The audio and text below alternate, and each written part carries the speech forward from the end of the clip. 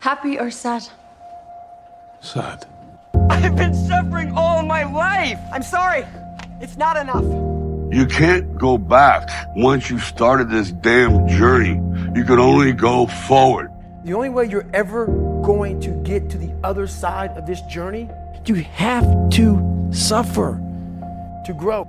Embrace the pain, is what I say. Pain is good for you. It's great for you. You have to make that a tattoo on your brain so when that hard time comes again, you don't forget it. Look at your hand. The first soap was made from the ashes of heroes, like the first monkey shot into space. Without pain, without sacrifice, you would have nothing. You know what it's like to be poor, and you know what it's like to work hard. Now you're gonna learn what it's like to sweep floors and bust your ass and accomplish twice as much as all the kids around you. And it won't mean anything because they will still look down on you. I had two options. To either be that 300-pound guy who sprayed for cockroaches and made $1,000 a month, and at 24 years old, knowing when I'm 50 fucking years old, I can reflect on this and think about what guy I never became. I'll give you a winter prediction.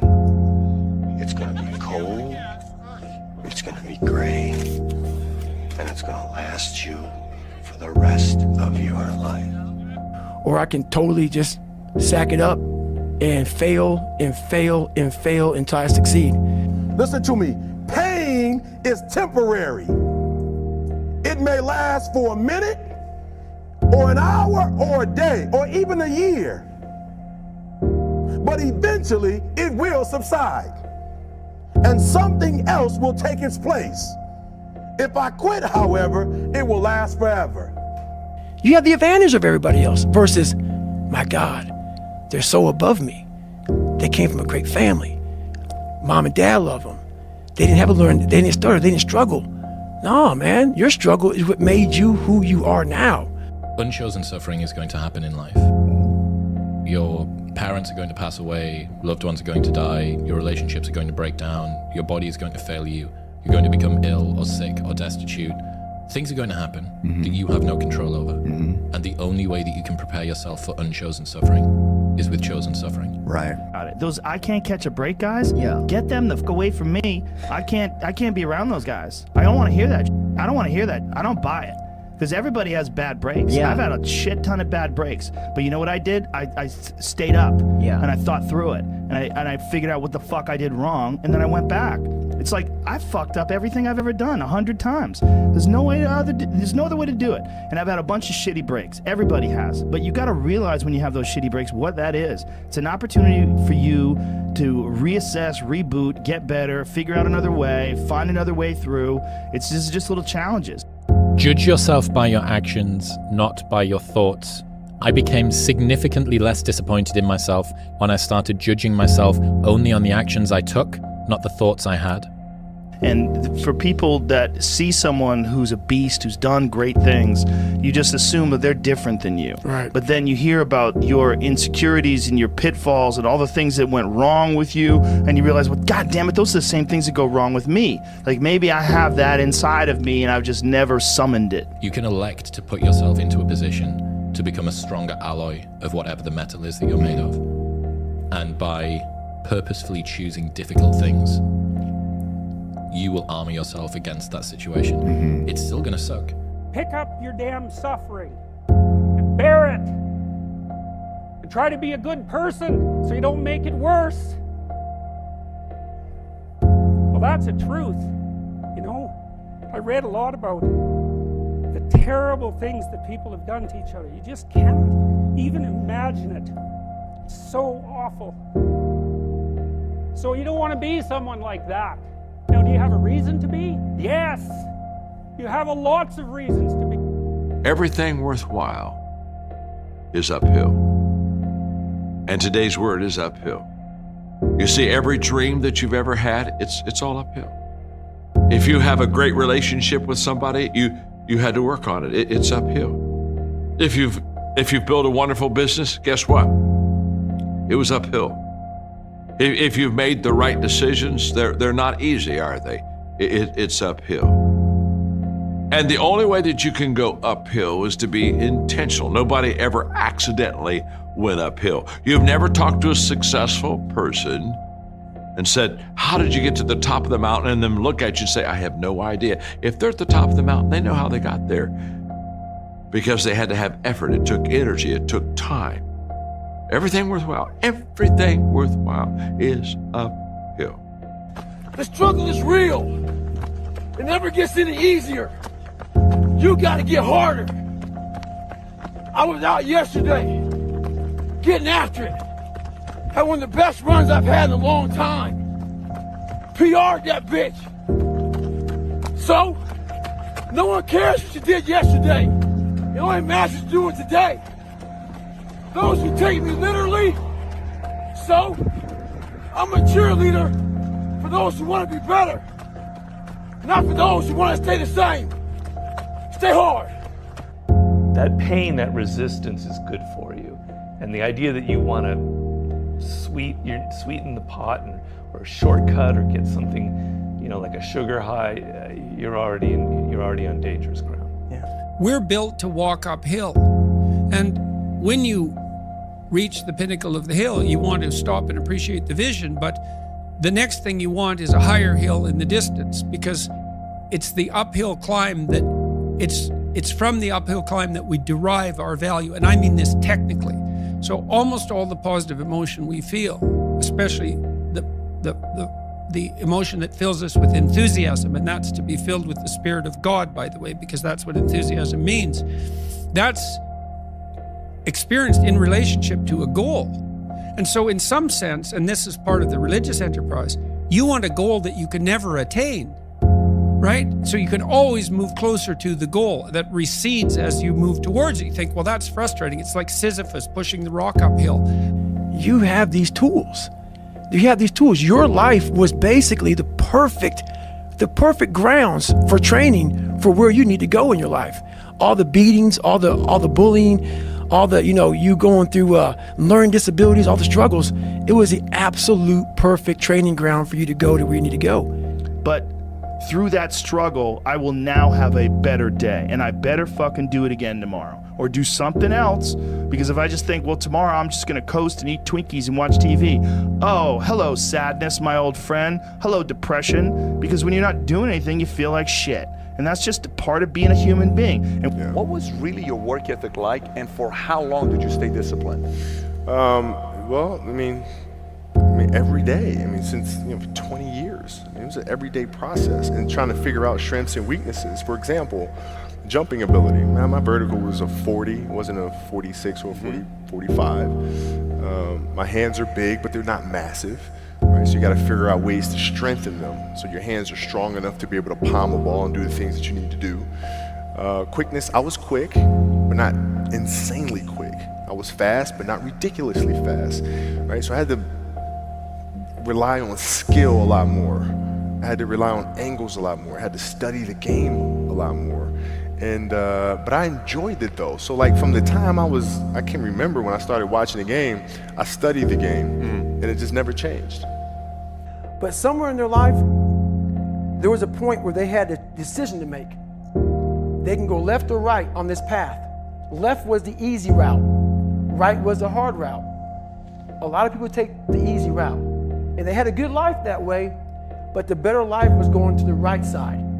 And you may have 20 years of pain and suffering to get past it, but a lot of us die never truly starting our journey. And I would tell this young person, you gotta start your journey. It may suck. It's hard to be comfortable with yourself, so it's very hard to be comfortable with other people. That's why I always stress with people, like, you've gotta accept yourself for what you've done wrong. Do your best, and also find some difficult shit to do, because that gets away a lot of the anxiety that you carry around in your body. A lot of difficult things make regular life less difficult. And that sounds so simplistic, but particularly physically difficult things. Because when you do things that are physically difficult, the strain of making yourself do those things, it's very valuable. Can think about who's in that hard period or in that start period, is that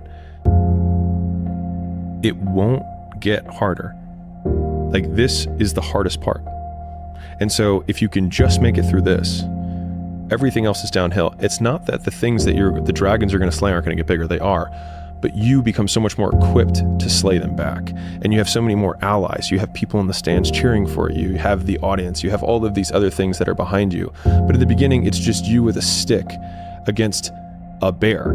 That's the real message. The real message is we all started from nowhere. I mean, we all had bullshit jobs. We all felt like losers.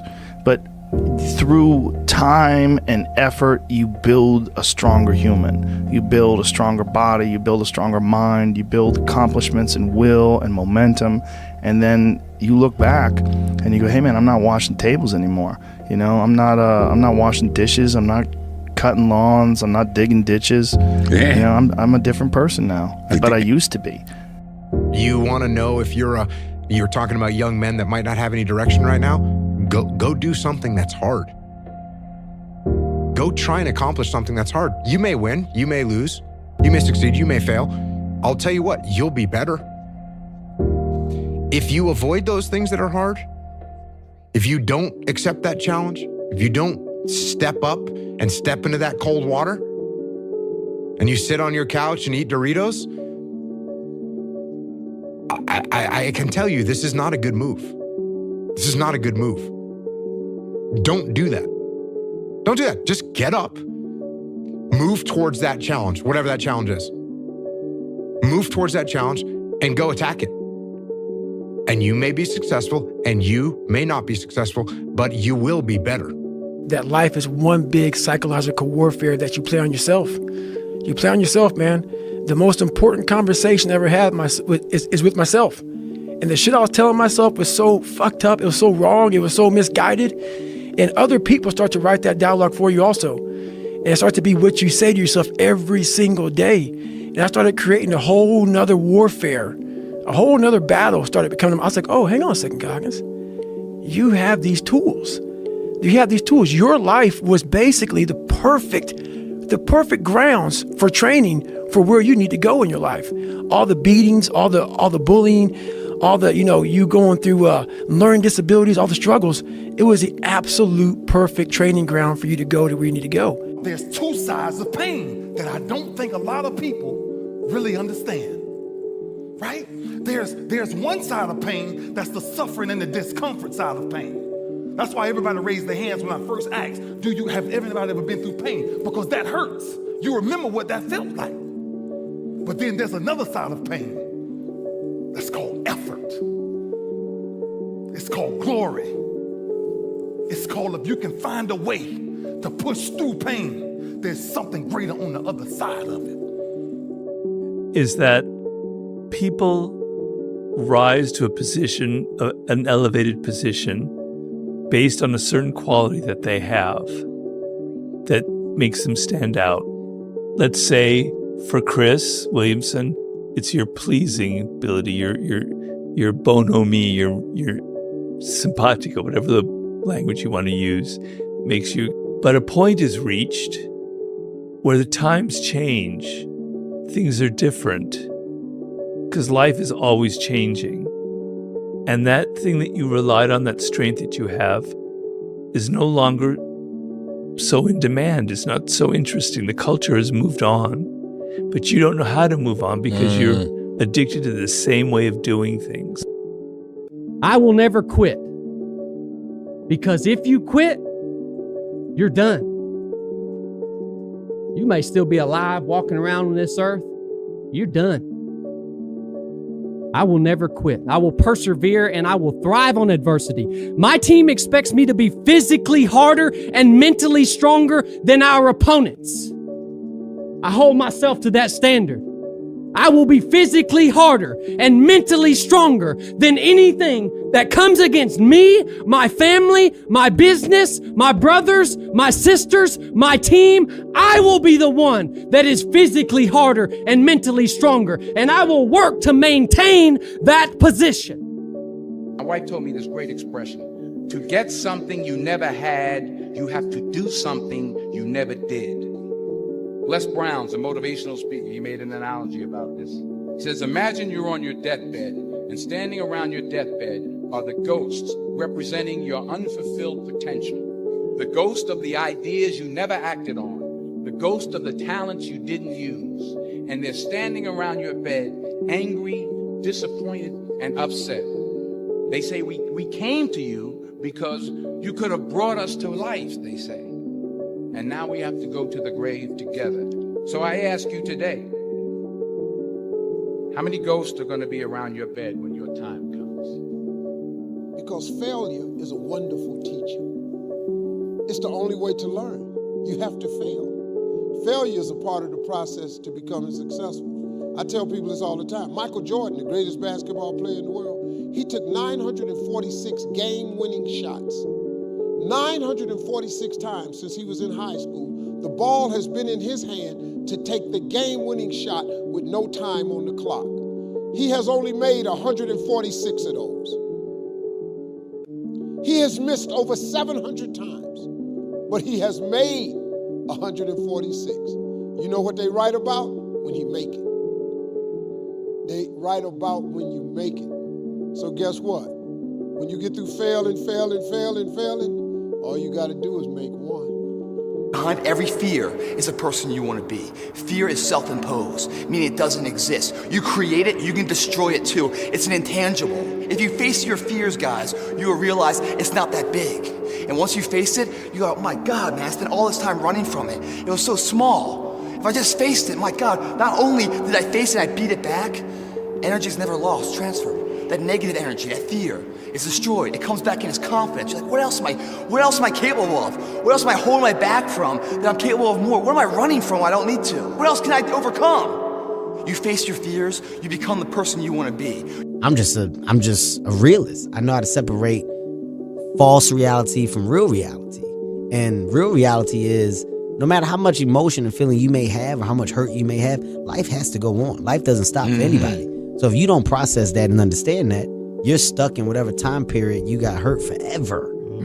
Forever. Yes, sir. Yes, sir. Yes. So grudges and anger and negativity, I don't have time for it because I'm living to do so much positive things. Right. I got so much, Don't bathe such in a that. positive outlook on everything else that's coming in the future.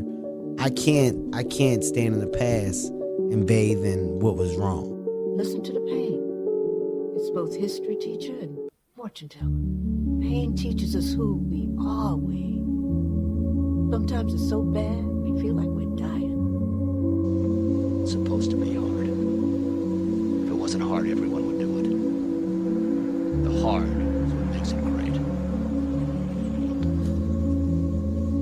It's pretty easy sometimes to feel beaten when you're faced with all those issues and all those problems and they all hit you at the same time. But let me tell you, that doesn't mean give up. In fact, it means the opposite. It means it's time for you to fight harder, to dig in. It means it's time for you to go on the warpath.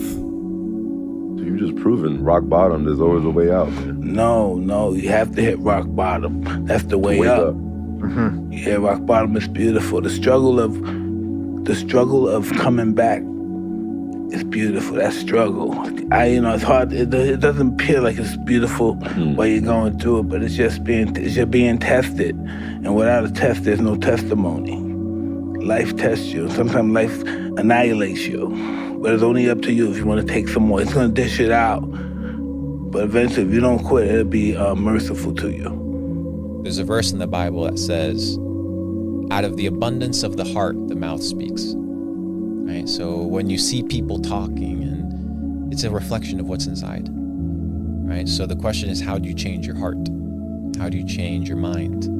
Well, it's the sources of information that you listen to, the truth that you believe, what you spend your time, energy, and attention focused on learning and leveling up and discovering. So focus on developing self, and self will develop. I get happier about the harder it is because I know that no one else will follow. It's a selection effect. And I think if you can shift from this is hard to no one else will be able to do this, then it flips from being this thing that you're like, oh, poor me, to oh, poor everyone else who's going to have to fucking try. And I think that is so much more motivating as a frame for the exact same circumstance. Very few people bet on the underdog. But if you would have, you would have won big. and that happened to be we bet on ourselves as underdogs.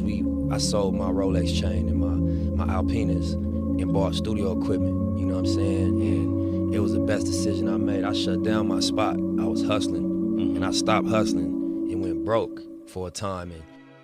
And was fucking fire, and he had this great insight, which was don't aim for mediocre. 99% of people in the world are convinced that they're incapable of achieving great things, so they aim for the mediocre. The level of competition is thus fiercest for realistic goals, paradoxically making them the most time and energy consuming. If you are insecure, guess what? The rest of the world is too. Do not overestimate the competition and underestimate yourself. You are better than you think. Even if it does go well, and even if everyone else says it's great, but I'll know. And it'll then rob me of all of the joy of all of those moments in that experience, because I'll know that I could have done better. And the thing is like, to quote myself from earlier, like, I've never regretted working harder, ever. Not once.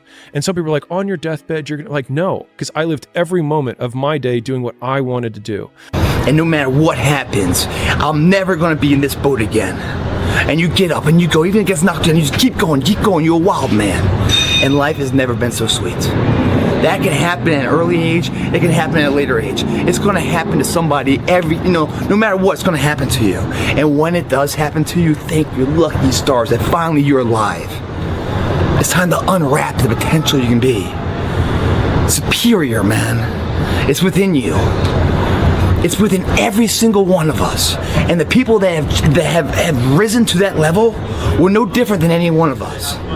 It's just they believed it and they were willing to work their fucking ass off to get it. It wasn't about the potential. It wasn't about the genetics. It was about the perseverance. And it wasn't about being the hardest fucking worker in the room. That's what got them there. And it didn't happen overnight. They got knocked down more than they ever stood up. But they kept going and kept going and kept going and kept going, because what else is the alternative? To be average again. My journey started on a boat. I spent a year in a refugee camp. And somehow, I ended up here on Hollywood's biggest stage. They say stories like this only happen in the movies. I cannot believe it's happening to me. This is the American dream. Adam said that give a man a purpose and the ability to achieve it, and he will crawl over broken glass with a smile. And I think that feeling capable and powerful and competent and respected and admired is something that will get a man so far. You give a man those things, and he'll deal with suffering until the ends of the earth. We're designed to do that. We're designed to suffer. We're designed to deal with that suffering. But it needs to be in service of something. Yeah. I think a lot of the confusion around the people who are wanting to work harder than they are, or don't like that I work hard or that you work hard, think that they take this statement as a judgment or a criticism on how they live their life. And it's because on the other side of that free line, you're like, okay, I'm now free. I have a blank slate. If I do something or you do something that they deem painful for them now, or something that they don't enjoy, they then say, you are suffering and that is bad. And both of those things I reject wholeheartedly. First, you don't know that I'm suffering because you have no idea what's going on inside of me, and also, what does your judgment mean at all to me? 2008 was brutal. 2008, we had the third consecutive failure of the Falcon 9 rocket for SpaceX. Tesla almost went bankrupt. We closed our financing round 6 p.m. Christmas Eve 2008. It was the last hour of the last day that it was possible. We would have gone bankrupt 2 days after Christmas otherwise. Need faith, because you're not smarter than Satan, brother. I know you may think you ain't smarter than Satan. You need faith. You need faith, brother. He's good. He knows your weakness. He knows you before you was existing. He knew your mother before you knew your father. He knows you before God knew your existence. They knew you together. They were there when they made you together. He know you. You can't have no secrets from him. You can't talk slick to him. You see all your fights and stuff? All your knockouts is spectacular. Know what that means? all this good stuff happening to you, you know what that means? That you're favored by God. When you're favored by God, you're also favored by the devil. So you just gotta be strong and stay on the right side. Whose side you gonna go on? He's gonna give you power too. He's gonna get in your head too, but it's whose side you gonna stay with. You stay with who brought you here. You go home with the guy that brought you to the dance. You're powerful. He wants you. He's coming at you. He's gonna tell you, he's gonna tell you how beautiful you are, and he's gonna tell you, I made you beautiful. So you do what I say. I'm not gonna let you get all this fame, and I'm not gonna enjoy this pleasure either. You know, they get in your head, and they make you believe you deserve it. Why don't you deserve it? Didn't Mike Tyson tell you no should be a foreign language? Oh, they talk to you like they're your best friend. You have to be disciplined. Discipline is doing what you hate to do, but do it like you love it. Say, maybe I'm gonna go home tonight. Just remember, God loves you, so does He. He's after you too.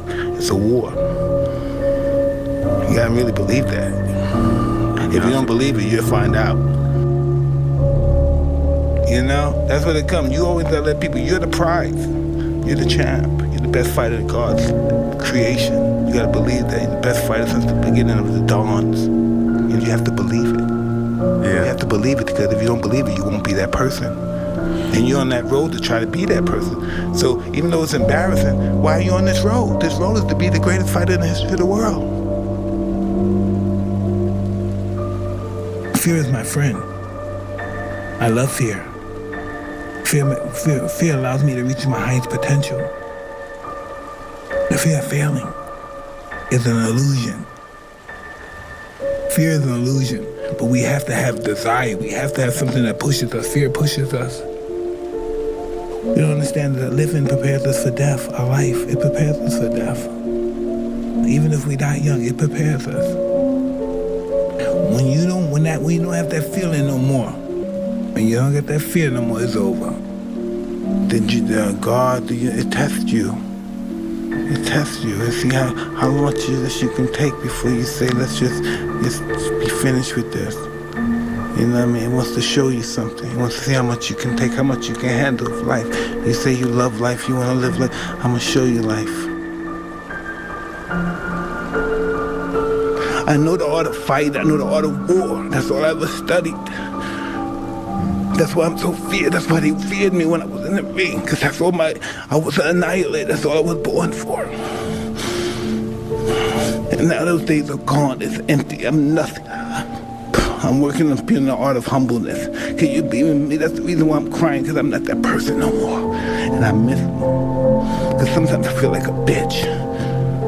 Because I don't want that person to come out, because if he comes out, hell is coming with him.